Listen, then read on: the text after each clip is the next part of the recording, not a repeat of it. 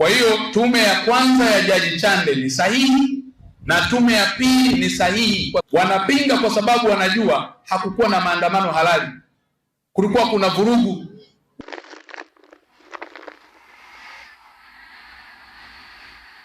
Wapo watu ambao wamekuwa wanasema maneno ya kupotosha juu ya tume zilizoundwa na Mheshimiwa Rais wa Jamhuri ya Muungano wa Tanzania na Amiri Jeshi Mkuu wa Vyombo vya Ulinzi na Usalama.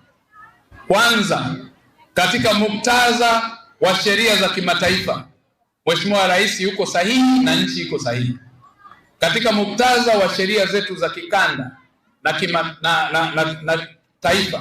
kitaifa yuko sahihi.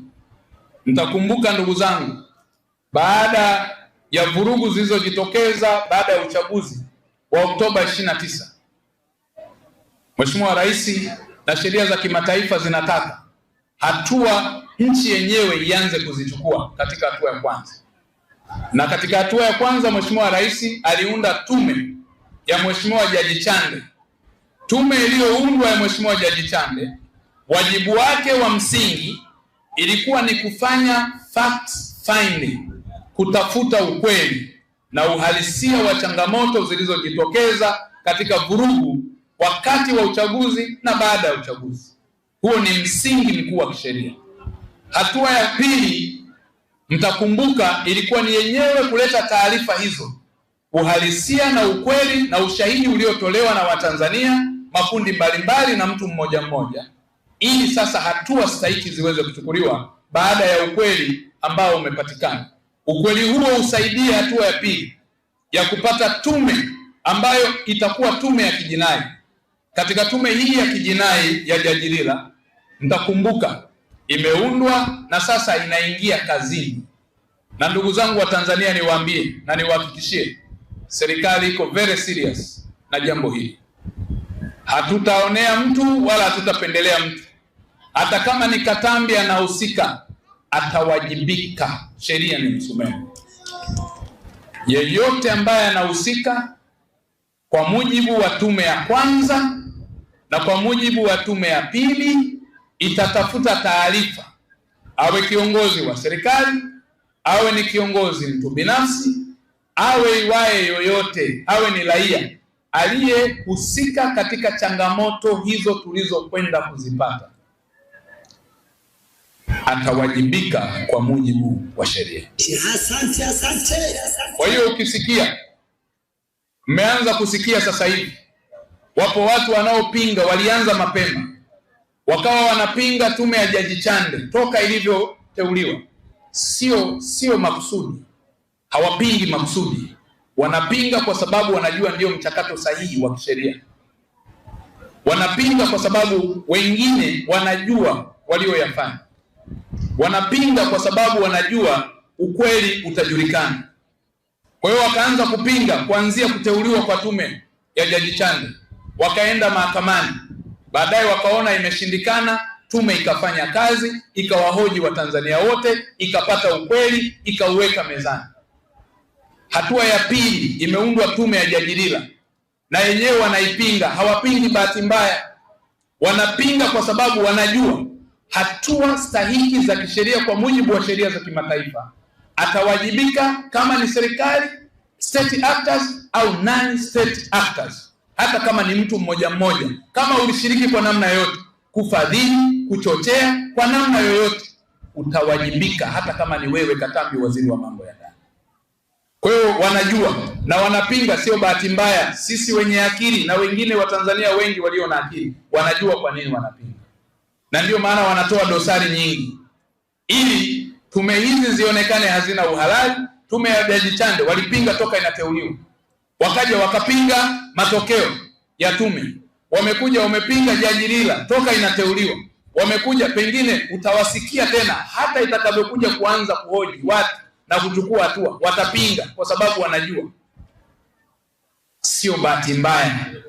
Leo umewasikia hata kuna wengine wanaharakati wakawaandikia barua, wakapenyezeana vimemo, eti watoke wale waliochaguliwa kutoka nchi ya Namibia, ya Angola, yule jaji aliyeteuliwa kutoka Namibia, eti wanampinga, na wanaompinga ni wanaharakati wa aina yao kule Namibia, wala sio mfumo wa serikali.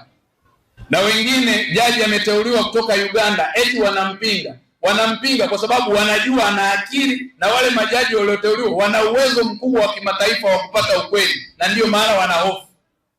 Wanapinga utaratibu uliotumika kwa sababu wanahofu, wanajua utaratibu ambao utafanyika.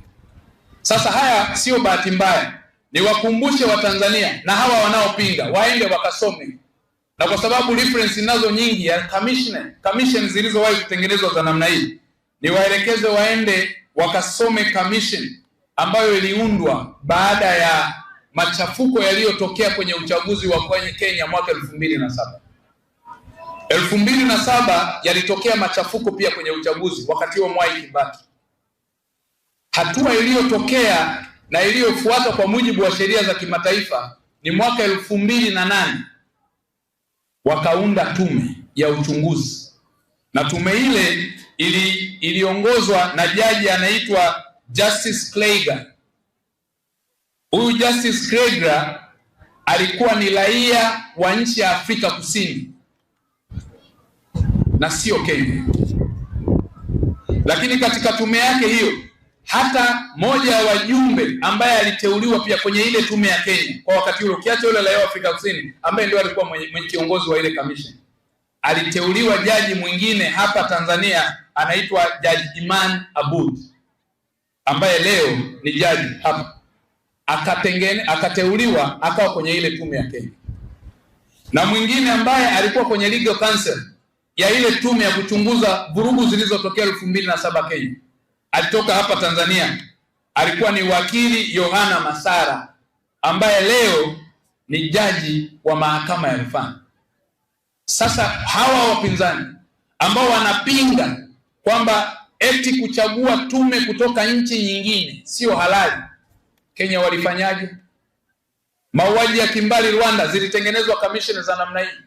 Zilitengenezwa, wafuatilie Nuremberg Tribunal, ambapo zilitengenezwa tribunal za kimataifa za namna hii. Wanapinga kwa sababu tu hawana maarifa ya kutosha. Lakini pia kama maarifa hayo wanayo, wana maarifa mafupi.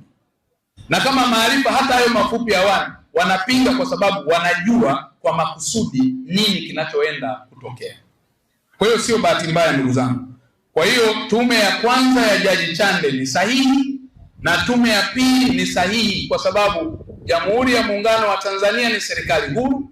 Jamhuri ya Muungano wa Tanzania ni nchi ambayo inapanga taratibu na kalenda zake.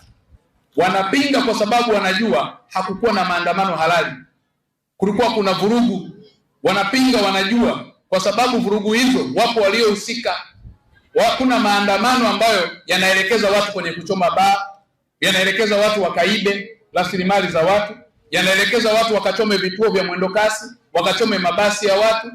Hakuna maandamano duniani siku ya uchaguzi. Hakuna nchi hata moja duniani iliyowahi kutangaza maandamano siku ya uchaguzi. Wanapinga kwa sababu wanajua hakuna nchi hata moja duniani ambayo maandamano yanaweza yakaanzishwa afu yakose kiongozi. Kama yalikuwa halali, ajitokeze kiongozi wake aseme mimi nilikuwa kiongozi, kwa sababu sheria zetu zinataka maandamano yoyote yawe na kiongozi.